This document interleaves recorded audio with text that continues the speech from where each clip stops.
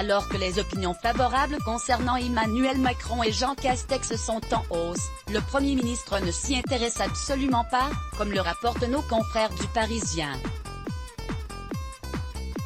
À propos de le dernier baromètre IFOP pour Paris Match révèle qu'il y a 50% d'opinions favorables envers Emmanuel Macron. De son côté, Jean Castex est apprécié à 48% par les Français, des résultats en hausse par rapport au dernier sondage réalisé.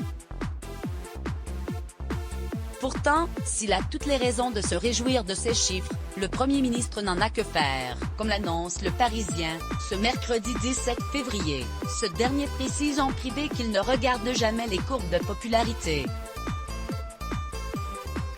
Si vous saviez comment je m'en fous, ajoute-t-il fréquemment en dehors des caméras. Du côté de l'Élysée, on fait zéro commentaire.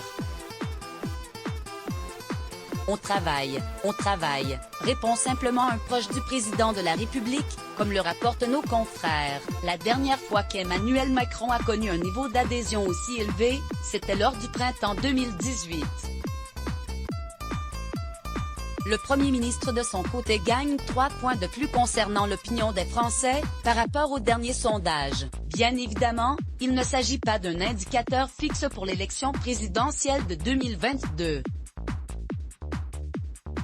Un spécialiste des baromètres de l'exécutif estime pour sa part que s'il y a eu des mesures parfois impopulaires face à la crise, les Français perçoivent qu'on le fait pour l'intérêt général. Ils adhèrent à notre capacité à prendre les décisions, même si elles sont difficiles. L'économie n'est pas à l'arrêt de plus, selon un proche d'Emmanuel Macron, le fait d'avoir renoncé à un 3e confinement semble avoir joué en la faveur du président. L'air de rien, au moment où tout le monde était persuadé que le pays allait être remis sous cloche, il a fait le pari qu'on pouvait se donner une dernière chance.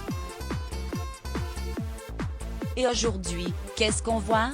Que si les niveaux épidémiologiques restent élevés, le système tient encore le coup. Et l'économie n'est pas à l'arrêt. C'est sa réussite, a déclaré ce dernier, avec fierté. Article écrit en collaboration avec 6 Medias Crédit Photo, Stéphane Le Mouton.